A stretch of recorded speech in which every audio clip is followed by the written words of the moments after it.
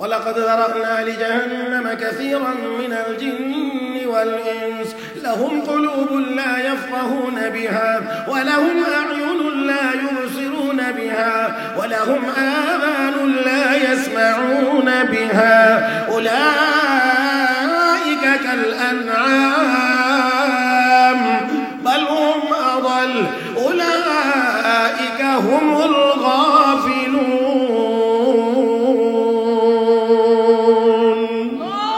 আল্লাহ রাব্বুল আলামিন বলেন অনেক মানুষ বানাইছি জিন বানাইছি জাহান্নামের জন্য লাহুম কুলুবুন লা ইয়াফকাহুনা বিহা যাদেরকে হৃদয় দিয়েছি তারা বোঝে না ওয়া লাহুম আ'য়ুনুন লা ইউবসিরুনা বিহা যাদেরকে চোখ দিয়েছি দেখে না ওয়া লাহুম আযানুন লা ইয়াসমাউনা বিহা যাদেরকে আমি আল্লাহ কান দিয়েছি শোনে না আমার আল্লাহ বলেন উলাইকা কাল আনআম তারা হলো চতুষ্পদ জানোয়ারের মতো ও মুসলমান আমি তো বলি নাই রব্বে কারীম বলেন তারা চতুষ্পদ জীবজন্তু জানোয়ারের মতো ও মুসলমান একটু আওয়াজ করে বলেন জীবজন্তু জানোয়ার কি আসলে বুদ্ধিমান না বোকা আল্লাহ এটা বলতেও কি আপনাদের অসুবিধা নাকি আমি বলছি জীবজন্তু জানোয়ার কি মানুষের মতো বুদ্ধিমান না বোকা হ্যাঁ দেখেন না আপনি একটু খেয়াল করে দেখেন ও মুসলমান আপনি যদি আপনার গরুটাকে বলে দেন ছেড়ে দেওয়ার সময় এই গরু তুই কিন্তু এই ক্ষেত্রে কামড় দিবে না এটা আমার না এরপর একটাও আমার না তারপর একটা হলো আমার ওইটাই গিয়ে তুই ঘাস খাইবে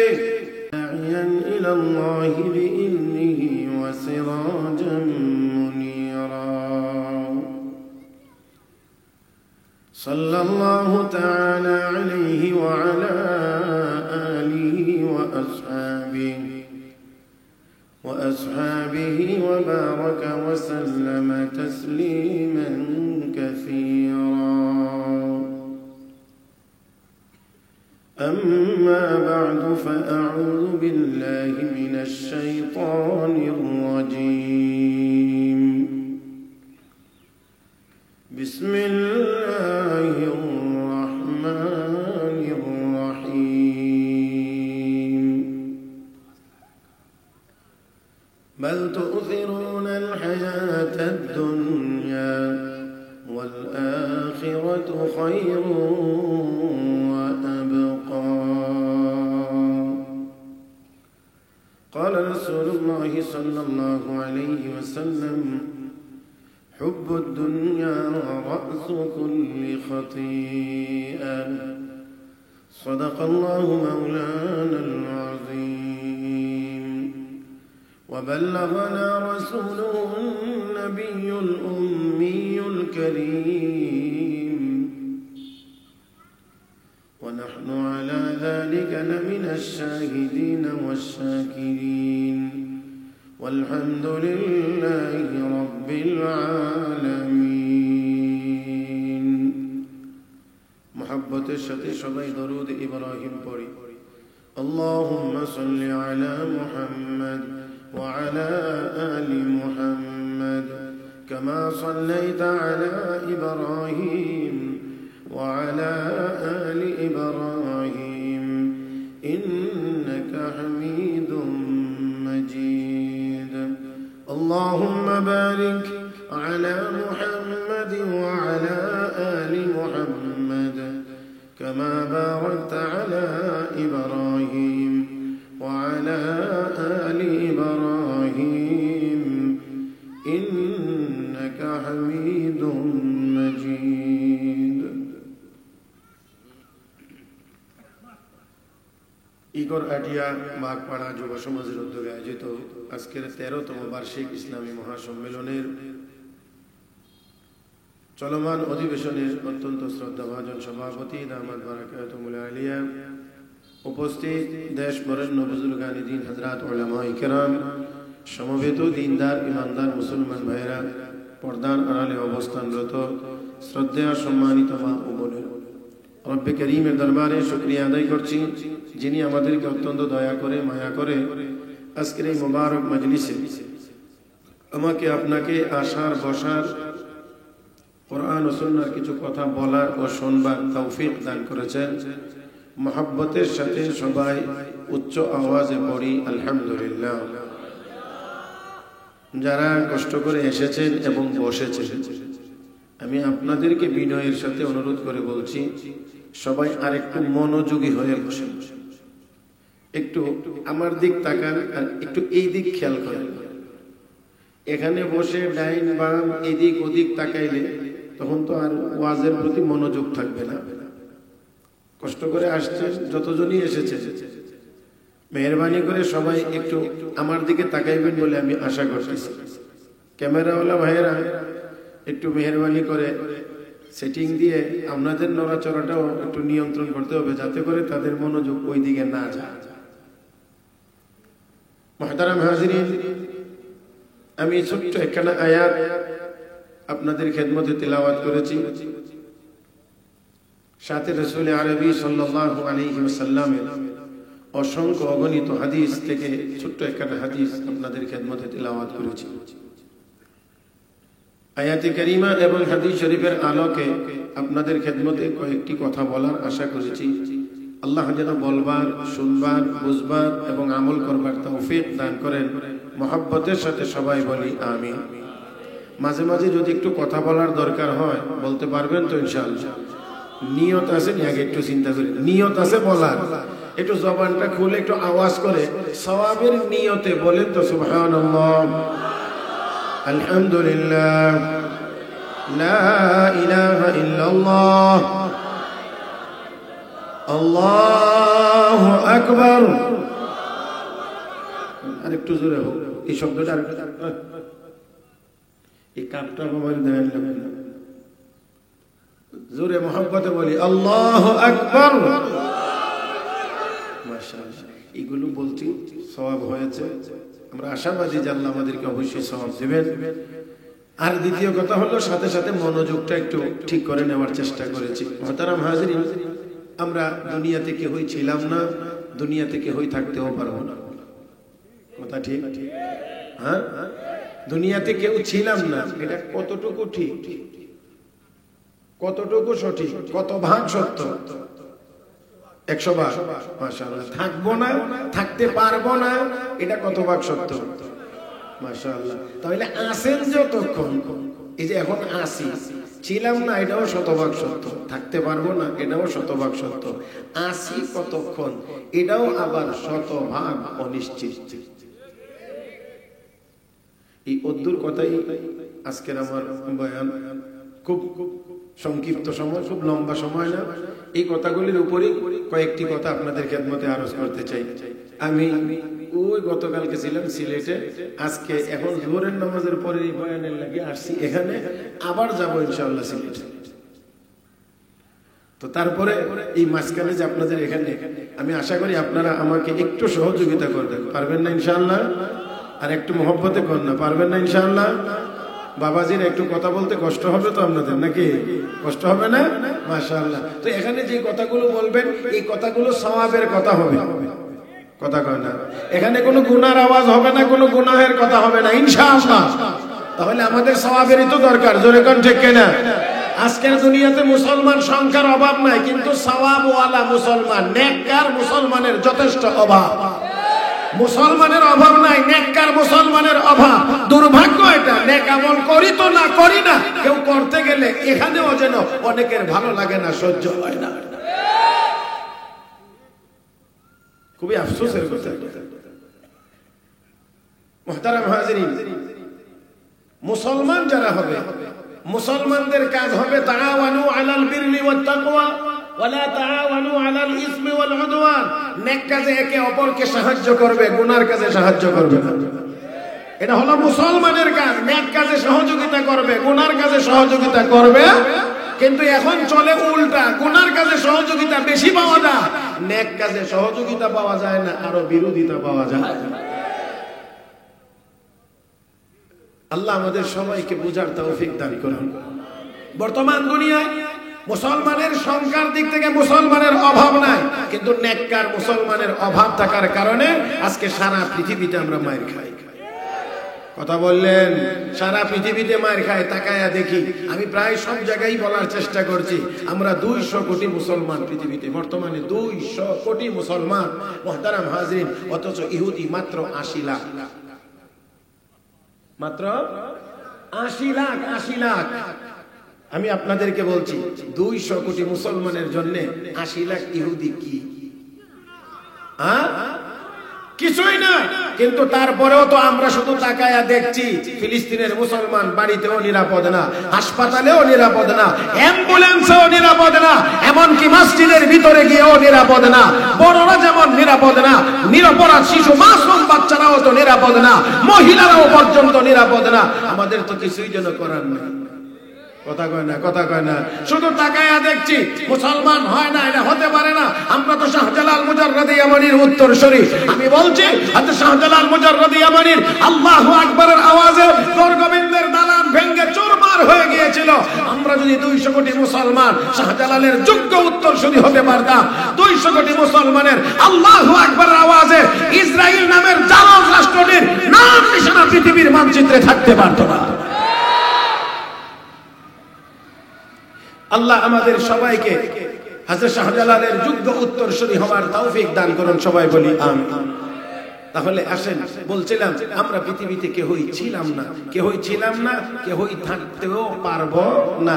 তাহলে পৃথিবীটা মোটামুটি ভাবে যদি একেবারে মিডলে চলে আসি, তাহলে একটা কথায় আমরা চলে আসি, এই পৃথিবীটা থাকার জায়গা না। হ্যাঁ, পৃথিবীটা থাকার জায়গা। আচ্ছা, আমি আপনাদেরকে জিজ্ঞেস করি, আপনারা মাঝে মাঝে খেতে যাননি? খেতে কেন যান? কাজ করার জন্য। এই কথাটাই জানতে চাইছিলাম। খেতে আমরা যাই কাজ করতে। কেউ যাওয়ার সময় কুরমা ফুলাও রান্না করে বিরিয়ানি টিরিয়ানি নিয়ে কেউ যায় খেতে। বলে কে রে তুই এগুলো নিয়ে কই যাস? বলে খেতে। কেন? খাইবার লাগে। হ্যাঁ, এরকম কেউ করে না। লেপ তো সব জাজিম, শীতকালীন এই দামি বিদেশি কমলি টমলি কম্বল টম্বল এগুলো নিয়ে কি কেউ যায় খেতে?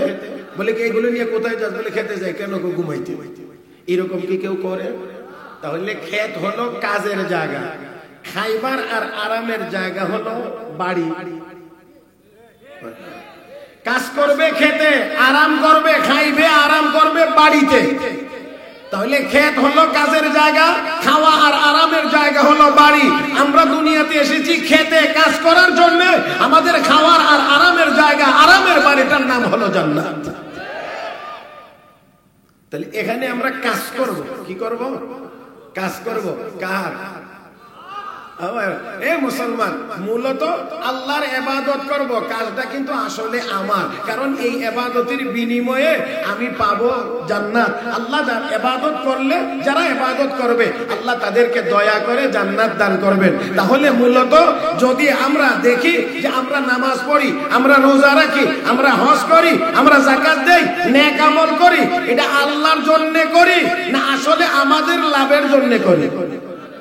আল্লাহ, এটা কি আমার কথা? কোরআনে আল্লাহ নিজে বলেছেন, মান আমিলা সালিহান ফালিনাফসি ওয়া মান আসাআ ফাআলাইহা ওয়া মা রাব্বুকা বিযাল্লামিল লিল আবিদ।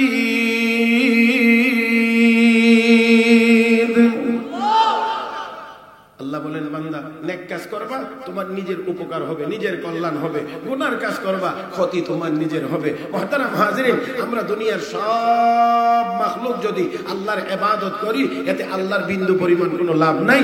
আমরা সারা দুনিয়া সমস্ত মাখলুক যদি নাফরমানি করি, আল্লাহ কেউ যদি আল্লাহকে বিশ্বাস করি না, শুধু গুনার কাজ করি, এতে করে আল্লাহর বিন্দু পরিমাণ কোনো ক্ষতিও হবে না। তাহলে লাভও আমাদের, লস কন্যা, লাভও আমাদের, লস আমাদের। তাহলে নেক আমল করলে লাভ আমাদের হবে, গুনার কাজ করলে ক্ষতিও আমাদের হবে। বর্তমানে আমরা অনেকে বুঝতে চাই না, বুঝার চেষ্টাও করি না যে গুনার কাজ করলে আমাদের কি ক্ষতি হয়। আমার বন্ধুরা, আজকে ঘরে ব্যক্তি জীবনে শান্তির অভাব, পারিবারিক জীবনে শান্তির অভাব, সামাজিক জীবনে শান্তির অভাব, রাষ্ট্রীয় জীবনে শান্তির অভাব, আন্তর্জাতিক জীবনেও শান্তির অভাব। দুনিয়াতে সব কিছু আছে, নাই শুধু শান্তি। সব আছে, টাকা আছে, পয়সা আছে, বাড়ি আছে, গাড়ি আছে, বিমান আছে, সব আছে, কিন্তু শান্তি। মুহতারাম হাজিরিন, আসবে কেমন করে? শান্তি পাবো কেমন করে? যতক্ষণ পর্যন্ত মালিকের কাজ না করব, গোলাম না হইতে পারবো, ততক্ষণ পর্যন্ত শান্তির আশা আমরা করতে পারি না, পারবো না। বিনয়ের সাথে জিজ্ঞেস করি, একটা কথার জবাব আপনারা ভালো আওয়াজে দিতে হবে। এটা আমাদের ঈমানের বিষয়। ইজ্জত, সম্মান, শান্তি দেওয়ার মালিক কে? আমরা তো সম্মান চাই, দামি হতে চাই, কিন্তু জানি না কে দিবেন, কি করলে দিবেন। রব্বে করিম বলেন, কুলিল্লাহুম্মা মালিকাল মুলক তুতিল মুলকা মান তাশা ওয়া তানজিউল মুলকা মিম্মান তাশা ওয়া তুইজ্জু মান তাশা ওয়া তুযিল্লু মান তাশা বিয়াদিকাল খায়র ইন্নাকা আলা কুল্লি শাইইন কাদির। আল্লাহ রাব্বুল আলামিন নবীকে বলেন, হে নবী আপনি বলুন, কুল, হে নবী আপনি বলুন, আল্লাহুম্মা মালিকাল মুলক, হে রাজত্বের মালিক আল্লাহ, তুতিল মুলকা মান তাশা, তুমি যাকে চাও রাজত্ব দান করো, ওয়া তানজিউল মুলকা মিম্মান তাশা, যার কাছ থেকে চাও ছিনিয়ে নিয়ে যাও, রাজত্ব কেড়ে নিয়ে যাও, ওয়া তুইজ্জু মান তাশা, যাকে ইচ্ছা তুমি ইজ্জত দান করো। ও মুসলমান, তাহলে একটু আওয়াজ করে বলবেন, ইজ্জত কে দেন? কে দেন? আল্লাহ যদি ইজ্জত দেন, ফিরায় রাখার ক্ষমতা কাহার? আবার যদি কাউকে অপমান করে দেন, অপমান করতে চান, তাকেও অপমানের হাত থেকে বাঁচানোর ক্ষমতা কাহার? ইজ্জতের মালিক আল্লাহ, অপমানের মালিক আল্লাহ, শান্তির জীবনের মালিক আল্লাহ, আমাকে আপনাকে দিবেন আল্লাহ। মুহতারাম হাজিরিন, তাই আসেন আমি একেবারেই আবার আমার কথার মূল জায়গাতে যাইতে চাই। তাহলে দুনিয়াটা, মূলত যেই কথাটা বলতে চাইছিলাম, দুনিয়াটা থাকার জায়গা না, দুনিয়াটা কাজ করার জায়গা, কাজ করার জায়গা, কাজ করার জায়গা। আমরা চলন্ত পথে আছি, আমরা চলন্ত পথে আছি। একটা বরফের চাকা বা বরফের পাটা থেকে ফোঁটা ফোঁটা ফোঁটা ফোঁটা করে যেমন প্রতি মুহূর্তে মুহূর্তে পানি পড়তে থাকে আর বরফের চাকাটা আস্তে আস্তে করে ছোট হতে থাকে, ঠিক আমার আপনার জীবন থেকে সেকেন্ড সেকেন্ড করে হায়াত কমে যাচ্ছে, আমাদের হায়াতের চাকাটা আস্তে আস্তে করে ছোট হয়ে যাচ্ছে। কথা ঠিক না?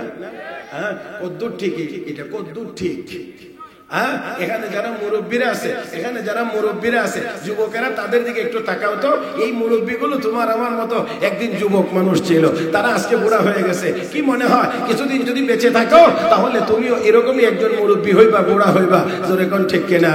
আমার ভাইয়েরা, আমার বন্ধুরা, তাহলে এই দুনিয়াটা থাকার জায়গা না। অথচ আমাদের যেই পরিকল্পনা, আমাদের যে প্ল্যান, আমাদের যে চিন্তা ভাবনা কাজ করছে, মনে হয় যেন যদিও দুনিয়া ছেড়ে যাওয়া লাগে অন্তত কয়েক হাজার বছরের আগে না,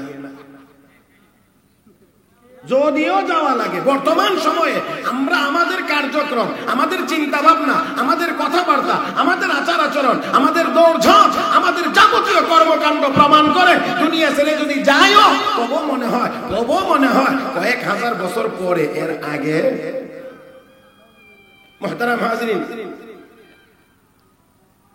আমি আপনাদেরকে যেই কথাটা জিজ্ঞেস করবো এখন জবাব দিবেন।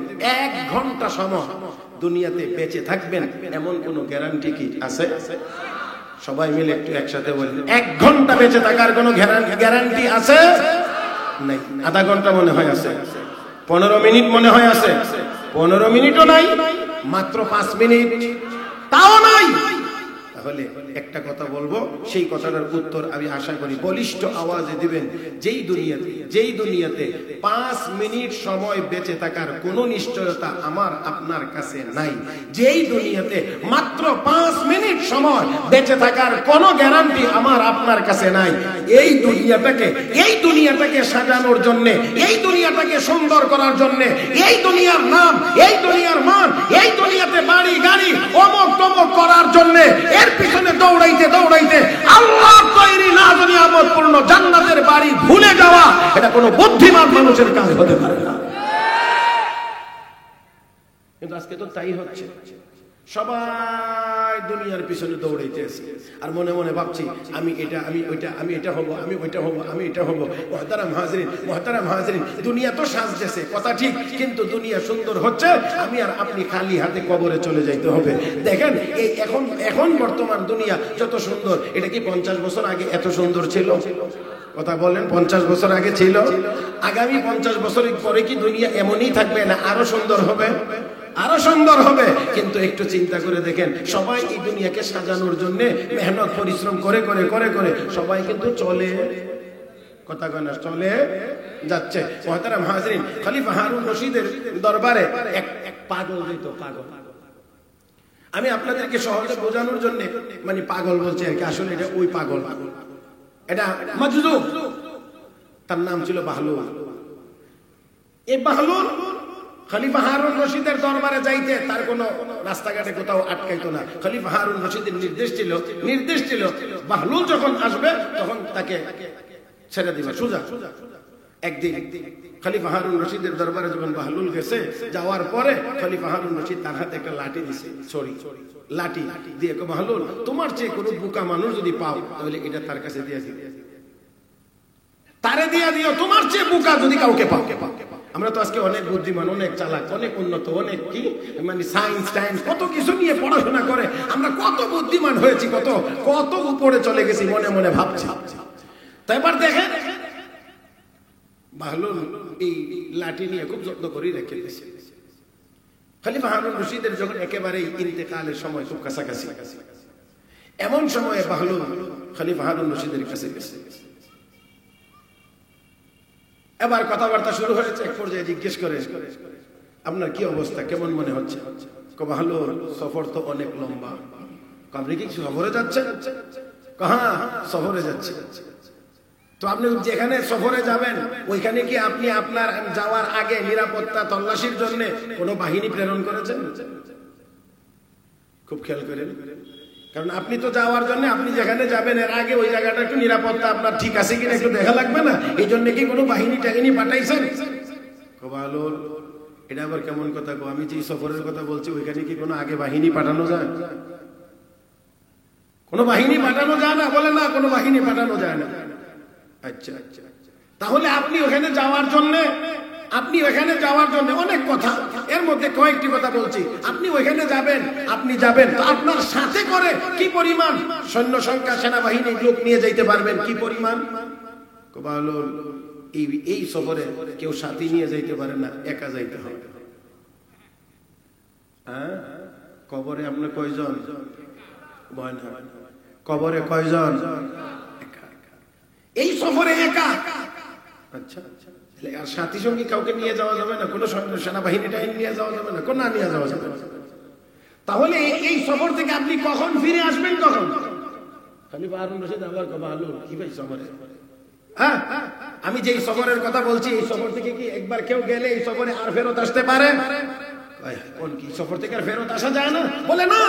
আচ্ছা, তাহলে আপনাকে এবার শেষ প্রশ্ন করি যে আপনি এই সফরে যে যাবেন, এই সফরে যাওয়ার জন্য আপনার প্রিপারেশন, প্রস্তুতিটা কেমন? যে আপনি যেই সফরে যাচ্ছেন আর কোনোদিন আসবেন না, এখানে কোনো সেনাবাহিনী নিয়ে যাওয়া যাবে না, আপনার নিরাপত্তার তল্লাশির জন্য কোনো বিশেষজ্ঞ টিমও আগে পাঠাইতে পারলেন না, তাহলে ওইখানে যাওয়ার জন্য আপনার প্রস্তুতিটা কেমন? কি পরিমাণ প্রস্তুতি আপনি গ্রহণ করেছেন? কি পরিমাণ প্রস্তুতি গ্রহণ করেছেন? এবার খলিফা হারুন রশিদ বাহলুল, প্রস্তুতি একেবারেই নাই, কোনো প্রস্তুতি আসলে আমার নাই। বাহলুল এবার হাতের লাঠিটা ঘুরাইয়া খলিফা হারুন রশিদকে দিয়ে কয়, আমার চেয়ে বোকা আপনারই পাইলাম, এই জন্য আপনার দেওয়া লাঠিটা আপনাকেই ফেরত দিলাম। কারণ আমি আমার খুঁজে আমার চেয়ে আর বোকার কাউকে পাই নাই, আপনাকে পেয়েছি, এই জন্য আপনাকে দিলাম। এখন আপনি এটা যদি এই কথাটুকু বুঝে থাকেন, আশা করি একটু জবাব দেবেন। যারা শুধুমাত্র দুনিয়ার পিছনে দৌড়ায়, শুধুমাত্র তারা কি আসলে বুদ্ধিমান না বোকা? আমি বলি না, দেখেন আল্লাহ কি বলেন, وَلَقَدْ ذَرَأْنَا لِجَهَنَّمَ كَثِيرًا مِنَ الْجِنِّ وَالْإِنسِ لَهُمْ قُلُوبٌ لَا يَفْقَهُونَ بِهَا وَلَهُمْ أَعْيُنٌ لَا يُبْصِرُونَ بِهَا وَلَهُمْ آذَانٌ لَا يَسْمَعُونَ بِهَا أُولَئِكَ كَالْأَنْعَامِ بَلْ هُمْ أَضَلُّ أُولَئِكَ هُمُ الْغَافِلُونَ।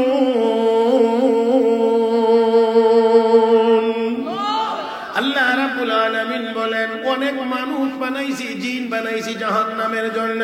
লাহুম কুলুবুন লা ইয়াফকাহুনা বিহা, যাদেরকে হৃদয় দিয়েছি তারা বোঝে না। ওয়া লাহুম আ'য়ুনুন লা ইউবসিরুনা বিহা, যাদেরকে চোখ দিয়েছি দেখে না। ওয়া লাহুম আযানুন লা ইয়াসমাউনা বিহা, যাদেরকে আমি আল্লাহ কান দিয়েছি শোনে না। আমার আল্লাহ বলেন উলাইকা কাল আনআম, তারা হলো চতুষ্পদ জানোয়ারের মতো। ও মুসলমান, আমি তো বলি নাই, রব্বে কারীম বলেন তারা চতুষ্পদ জীবজন্তু জানোয়ারের মতো।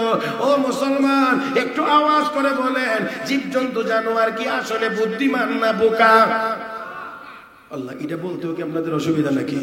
আমি বলছি, জীবজন্তু জানোয়ার কি মানুষের মতো বুদ্ধিমান না বোকা? হ্যাঁ, দেখেন না, আপনি একটু খেয়াল করে দেখেন। ও মুসলমান, আপনি যদি আপনার গরুটাকে বলে দেন ছেড়ে দেওয়ার সময়, এ গরু তুই কিন্তু এই ক্ষেত্রে কামড় দিবে না, এটা আমার না, এরপর একটাও আমার না, তারপর একটা হলো আমার, ওইটাই গিয়ে তুই ঘাস খাইবে। আপনারা আসেননি মাঠে না? নাই। তারপরে গরুটাকে ছেড়ে দিলে, কয় না ছেড়ে দিলে 3 নাম্বার ক্ষেত পর্যন্ত যাবে তো না? সামনে যেটা পরে, কথা কয় না, সামনে যেটা পরে এটাই খাইবে, তার মধ্যে ওই নাই, কারণ সে বোকা, বুঝে নাই। আমার বন্ধুরা, তার মাথার মধ্যে সেই কথা নাই, এই জন্য সামনে যেটা পরে এটাই খাবে। আমি আপনাদেরকে বলছি, আমরাও আজকে দুনিয়ার পাগল হয়ে দুনিয়ার পিছনে পড়ে হালালের চিন্তা নাই, হারামের চিন্তা নাই, সামনে যা পড়ে তাই খাওয়া শুরু করি। আমার আর আপনার মধ্যে আর গরুর মধ্যে কোনো পার্থক্য নেই। গরুর মতো না, শুধু আরো খারাপ। আমার আল্লাহ কয়, বালহুম আদাল, আরো খারাপ, আরো নিকৃষ্ট, আরো খারাপ, আরো নিকৃষ্ট। কেন আরো খারাপ, আরো নিকৃষ্ট? মুহতারাম হাজরিন, এর কারণ হলো গরুর মেধা আর আমার আপনার মেধা কিন্তু এক না, সমান না। আমার ভাইয়েরা, আমরা একবার একটা কথা শুনলে 10 বছর, 20 বছর, 30 বছর, 40 বছর, 50 বছর স্মরণ থাকে। কথা কয় না? গরু স্মরণ থাকে না। স্মরণ যদি থাকতো তাহলে প্রত্যেকবারে ওই আল বাবার সময় এরা জোয়ালো বাইরে ফিসেদার লোহা দিয়া গুতা দিয়া এরা ঘুরানি লাগে, না হইলে তো এরা এক ঘুরে যেত, কিন্তু এখন ঘুরে না, তাহলে বোঝা যায় যে এটা আসলে বোকা। এই জন্য স্মরণ থাকে না, স্মরণ থাকে না, এই জন্য বারে বারে ডাইনেটারে গুতা দেওয়া লাগে। কথা কয় না কেন? হ্যাঁ, এতে করে বোঝা যায় এটার থাকে না, কিন্তু আমার আপনার তো থাকে। মুহতারাম হাজরিন, তো আমার আপনার স্মরণ থাকার পরেও যদি আমরা যদি ওই গরুর মতোই আচরণ করি, রব্বে কারীম বালহুম আদাল, এটা গরুর চাইতে আরো নিকৃষ্ট। কিন্তু আমরা দুনিয়াতে যারা আসি, বর্তমানে দুনিয়াদার, দুনিয়ার মানুষ যারা দুনিয়া নিয়ে ব্যস্ত, তারা মনে করে তারা বুঝি অনেক বুদ্ধিমান এবং অনেক বিচক্ষণ। তারা অনেক বুদ্ধিমান, অনেক বিচক্ষণ, অনেক চালাক। আর কোরআন হাদিসের কথা যারা বলে, আখিরাতের কথা যারা বলে, ক্ষেত্র বিশেষ তারা বুঝাইতে চায় মোল্লার দল বোকা। অনেকের ভাবসাব, কথাবার্তা, আচার আচরণে এটা বুঝাইতে চায় আলেম ওলামা বোকা, মোল্লার দল বোকা। আখিরাতের কথা যারা বলে তারা বোকা। আমার ভাইয়েরা, রব্বে কারীম আমার তিলাওয়াতকৃত আয়াতের ভিতরে ঘোষণা করেছেন, বাল তুসিরুনাল হায়াতাদ দুনিয়া, দুনিয়ার জীবনকে প্রাধান্য দিচ্ছ, ওয়াল আখিরাতু খায়রুন ওয়া আবকা, অথচ আখিরাত হলো চিরস্থায়ী, আখিরাত হলো উত্তম। তাহলে বোঝা গেল দুনিয়া ক্ষণস্থায়ী, দুনিয়া অনুত্তম। আমরা অনুত্তম দুনিয়ার পিছনে, যেই দুনিয়া 1 ঘন্টা বাঁচার গ্যারান্টি নাই, অথচ কম দামি, অথচ আমরা সেই দুনিয়ার পিছনেই দৌড়াইতে আসি। জান্নাত চিরস্থায়ী, জান্নাত দামি। এখন বলেন, বুদ্ধিমান মানুষ ওই ব্যক্তি যে ক্ষণস্থায়ীটার পিছনে দৌড়ায়, কম দামিটার পিছনে দৌড়ায়, সে বুদ্ধিমান। কথা কয় না? জোরে কর। যে ক্ষণস্থায়ী এবং কম দামি এই জিনিসের পিছনে দৌড়ায়, সে বুদ্ধিমান না যে চিরস্থায়ী জিনিসের প্রতি দৌড়ায়, সে বুদ্ধিমান? এখন কে বুদ্ধিমান আর কে বোকা, এটাও যদি আমরা বুঝতে না পারি, তাহলে এর চেয়ে তো আর দুর্ভাগ্য আর কিছুই হতে পারে না। আমার ভাইরা, আমার বন্ধুরা, বিশ্ব নবী রাহমাতুল লিল আলামিন নবী মুহাম্মদুর রাসূলুল্লাহ সাল্লাল্লাহু আলাইহি ওয়াসাল্লাম হাদিস শরীফে ঘোষণা করেছেন, লাউ কানাতিদ দুনিয়া ইনদাল্লাহি তা'দিলু লাউ কানাতিদ দুনিয়া তা'দিলু ইনদাল্লাহি জানাহা বাউদা মা সাকা মিনহা কাফিরান শারবাতা মা। আল্লাহর নবী বলেন, উম্মত যদি সারাটা দুনিয়া মিলে আল্লাহর কাছে একটা মাছির দানার সমান মূল্য হইতো, যদি একটা মাছির দানার সমান দামি হইতো, তাহলে আমার আল্লাহ দুনিয়ার কোন কাফেরকে 1 ফোঁটা পানিও পান করার সুযোগ দিতেন না। অন্য এক হাদিসে আছে, আর দুনিয়া জিফাতুন, দুনিয়া হলো মুর্দার, মরা জানোয়ার। কি জানোয়ার? যেই গাভীটা জিন্দা, এই গাভীটার দাম 2 লাখ টাকা। মনে করেন আর কি, একটা গাভী আছে না এরকম, অনেক গাভী 2 লাখ 2.5 লাখ টাকা। মরে গেলে কত লাখ টাকা? একটা ষাঁড় মনে করেন এটার দাম জীবিত থাকলে 5 লাখ টাকা, মরে গেলে কত? কি করবেন এটা? মরাটা কি করবেন? ফেলে দিবেন, তাই না? এটাই তো কথা, ফেলে দিবেন। একেবারে নদীর পার খালের পানিয়ে ফেলে দিলেন। এখন কি রাত্রি গিয়ে টর্চ লাঠি নিয়ে বসে থাকবেন পাহারা দেওয়ার জন্য, যেটা কে খায় দেখি? বুঝে শুনে কিন্তু উত্তর দিতে পরে, কিন্তু আপনার উপরে যদি ঘুরে আইয়া পরে তাই জন্য আবার বেজান না। এই মরা গরুটাকে পাহারা দেওয়ার জন্য কেউ যাবেন? এই মরাটা কিন্তু অনেকেই খায়, শিয়ালে খায়, শকুনে খায়, পিপিলিকায় খায়, আরো অন্যান্য প্রাণীরা খায়, কুকুরে খায়। কে কদ্দুর খাইল এটা নিয়ে আপনি চিন্তা করেন। যদি বেশি খাইলিস তুই কিন্তু এক দূরে বেশি নিতে পারবি না, এরকম কোনো কিছুই না। তাহলে যদি এবার আপনারা আসেন, আপনার এত প্রিয় দামি গরুটা 5 লাখ টাকা দাম, 3 লাখ টাকা দাম, মরে যাওয়ার কারণে ওই খালের পার নদীর পারে নিয়ে নিক্ষেপ করে দিলেন, ফেলে দিলেন। এখান থেকে শকুনে খাইলো না শিয়ালে খাইলো, কুকুরে খাইলো না বিড়ালে খাইলো, আপনার দেখার বিষয় না। কে কতটুকু খাইলো এটাও দেখার বিষয় না। তো রাসূল বলেন, আমার নবী বলেন, দুনিয়াটাই পুরাটাই হলো একটা মরা জানোয়ারের মতো। এখানে ডোনাল্ড ট্রাম্পে কদ্দুর খাইলো, জো বাইডেনে কদ্দুর খাইলো, চায়নার শি জিনপিং কদ্দুর খাইলো, রাশিয়ার প্রেসিডেন্ট ভ্লাদিমির পুতিন কদ্দুর খাইলো, ইন্ডিয়ার নরেন্দ্র মোদী কদ্দুর খাইলো, এটা তো আমি আল্লাহর দেখার বিষয় না। আমার দেখার বিষয় হলো আমি দুনিয়াতে পাঠাইছি আমার কদমে সেজদা দেওয়ার জন্য, সেজদা কে কদ্দুর দিল? আমার ভাইরা, আর আমরা কষ্ট হইতেছে মনে হয় না? রাগ করতেছেন আমার উপরে?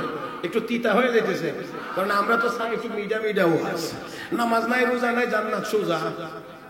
কথা কথা এমন ওয়াজ যদি হয়, হুজুর ঠিক আছে, কথা কয় না, সুদ হারাম, ঘুষ হারাম, চুরি করা হারাম, মদ খাওয়া হারাম, এগুলো বললে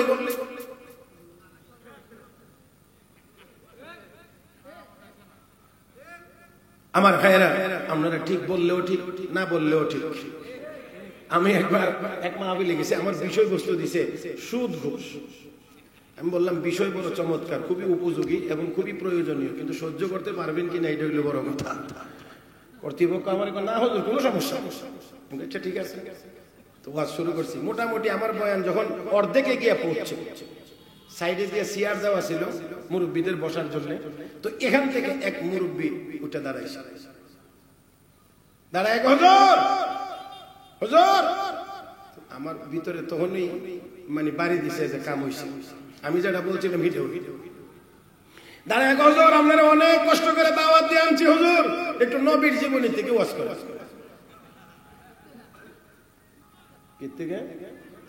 নবীর জীবনী থেকে ওয়াজ করে। এখন পাবলিক কিন্তু কিছু আছে, মানে এমন একটা জায়গাতে গিয়ে বাধাটা সৃষ্টি করছে, পাবলিক কিন্তু একটু গরম হয়ে যাওয়াটাই স্বাভাবিক, শ্রোতারা কিন্তু এটাই স্বাভাবিক। এখন আমি তো বুঝতেছি, আমি সবাই বললাম আপনারা দয়া করে উত্তেজিত হবেন না, মুরব্বী আপনিও একটু চেয়ারে দয়া করে বসেন, নবীর জীবনী থেকে ওয়াজ করব।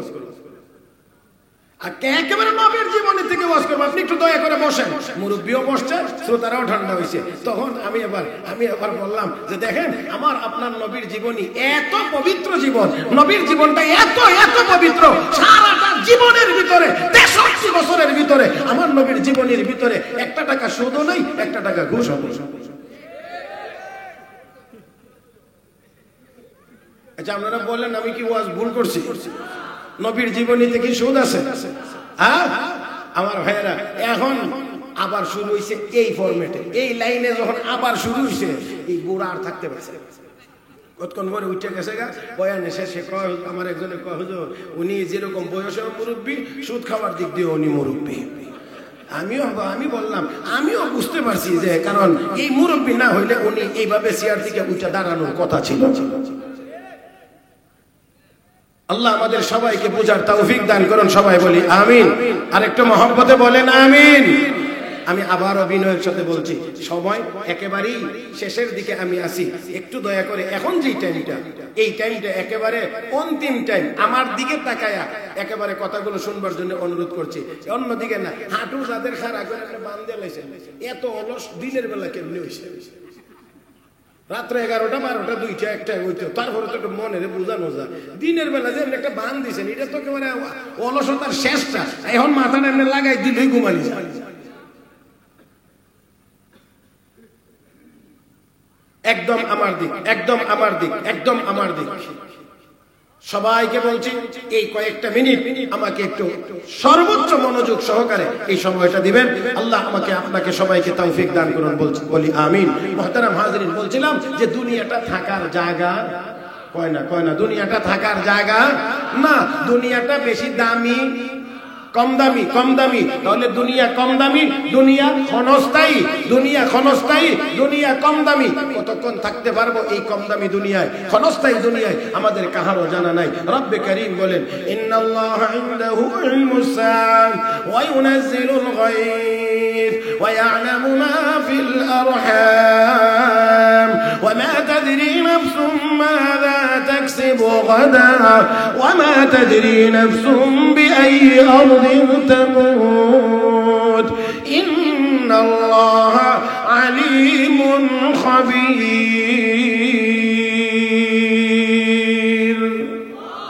আল্লাহ রাব্বুল আলামিন বলেন, মানুষ কখন মরবে, কখন মারা যাবে, দুনিয়া কখন কিয়ামত হবে, একমাত্র কে জানেন? আওয়াজ করে সবাই জবান খুলে বলেন, একমাত্র কে জানেন? মুসলমান জানি না দুনিয়ায় কতক্ষণ আছি, দুনিয়া ছেড়ে চলে যাইতে হবে। তাহলে আমার আপনার গন্তব্য পরকালের দিকে। আর এই পরকাল হলো দুই ভাগে বিভক্ত, একদিকে জান্নাত আর একদিকে হলো জাহান্নাম। আমরা কেউ জাহান্নামী হতে চাই না, আমরা সবাই জান্নাতি হতে চাই। আমরা কেউ জাহান্নামে যাইতে চাই না, আমরা সবাই আল্লাহর জান্নাতের মেহমান হতে চাই। আমার ভাইয়েরা, আমার বন্ধুরা, তাহলে অবশ্যই আমাদেরকে ঈমানদার হওয়ার পাশাপাশি নেককার হওয়া লাগবে, নেক আমল করা লাগবে। অবশ্যই আমাদেরকে নামাজ পড়া লাগবে, অবশ্যই আমাদেরকে রোজা রাখতে হবে, অবশ্যই আমাদেরকে হালাল খাইতে হবে, অবশ্যই আমাদেরকে হারাম বর্জন করতে হবে। হে মুসলমান, অবশ্যই আমাদেরকে কোরআনের পক্ষে থাকতে হবে, গান বাজনার পক্ষে যাওয়া যাবে না। কোরআনের পক্ষে থাকতে হবে। আমার ভাইরা, আল্লাহ রাব্বুল আলামিন আমাকে আপনাকে স্মরণ করে দিয়ে বলেন, বাল তুসিরুনাল হায়াতাদ দুনিয়া। হে বান্দা বান্দি, দুনিয়ার জীবনটাকেই প্রাধান্য দিচ্ছ। বিশ্ব নবী হযরত আলী কাররামাল্লাহু ওয়াজহাহুকে জিজ্ঞেস করেন, আলী, মানুষ মওতকে নিয়ে অনেক চিন্তা করে, অনেক কিছু মনে করে, তুমি কি মনে করো, কত দূরে কত কাছে? হযরত আলী বলেন, ইয়া রাসূলুল্লাহ, ইয়া হাবিবাল্লাহ, আমি যখন যেই নামাজে দাঁড়াই মনে করি এটাই আমার জীবনের শেষ নামাজ। কোন নামাজ? আর এক ওয়াক্ত নামাজের আগে আমি দুনিয়া ছেড়ে চলে যাইতে পারি। ইয়া রাসূলুল্লাহ, ইয়া হাবিবাল্লাহ, ওগো নবীজি, আমি মনে করি এটাই আমার জীবনের শেষ নামাজ। রহমতের নবী বলেন, না আলী না, উত্তরটা সঠিক হইল না।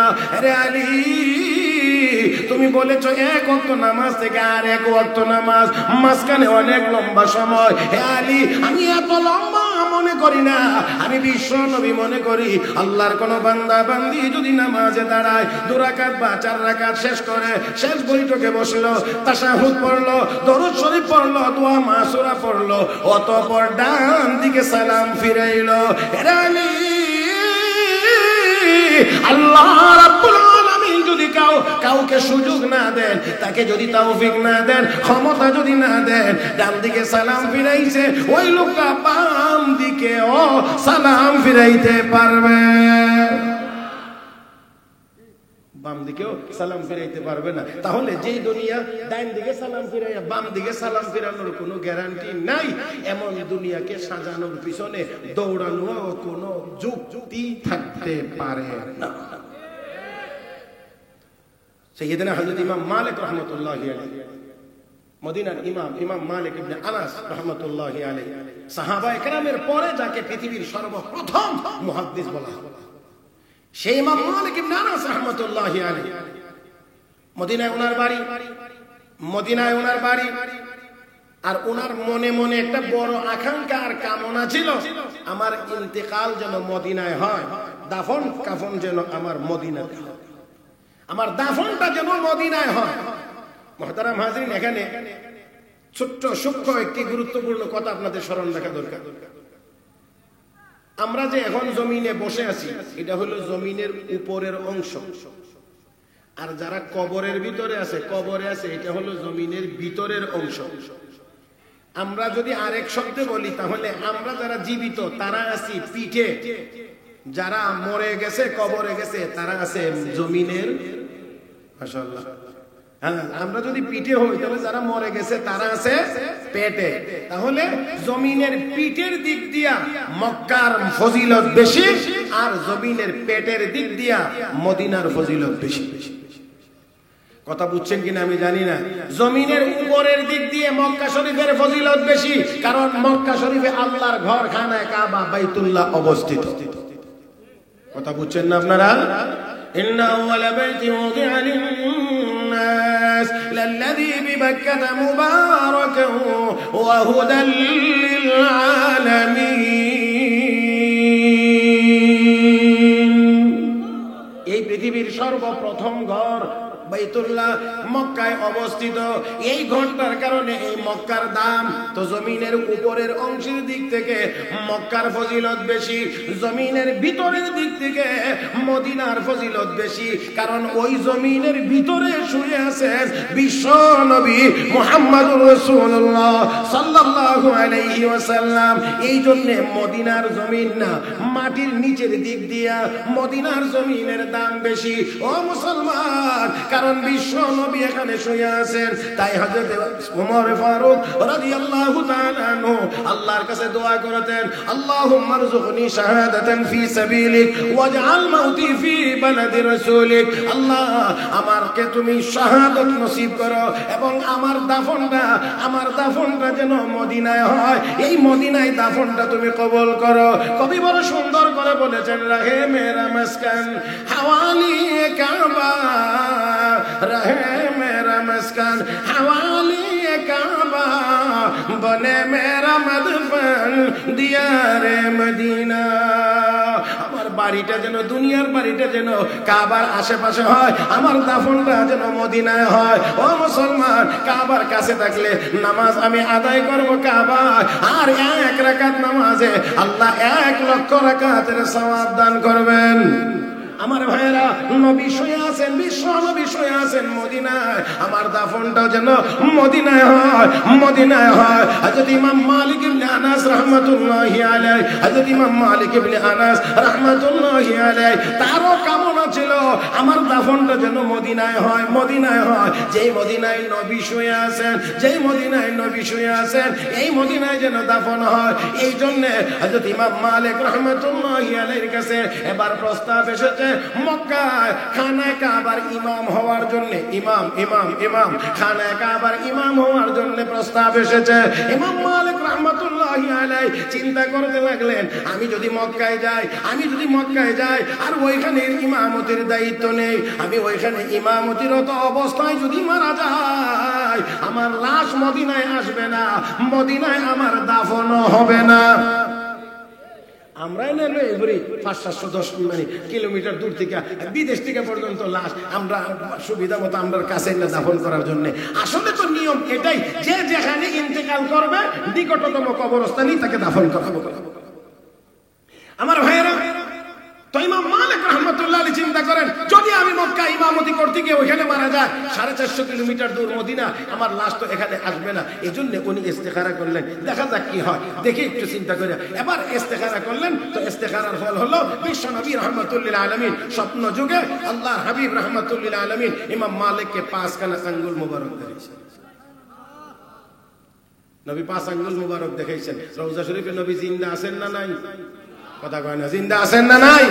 5 খানা আঙ্গুল মুবারক দেখাইছেন। ইমাম মালিক ঘুম থেকে উঠলেন, জাগ্রত হয়ে চিন্তা করেন, আমার হায়াত কি 5 দিন, আমার হায়াত কি 5 সপ্তাহ, আমার হায়াত কি 5 ঘন্টা, আমার হায়াত কি 5 মাস, আমার হায়াত কি 5 বছর? নবী 5 আঙ্গুল মুবারক আমাকে দেখাইলেন।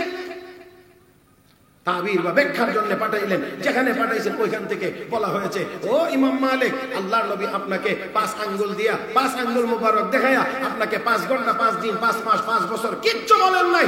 এমন কিছু বলেছেন, আল্লাহর নবী বলেছেন যা, তা হলো এই ফি খামসিন লা ইয়ালামুহুন্না ইল্লাল্লাহ।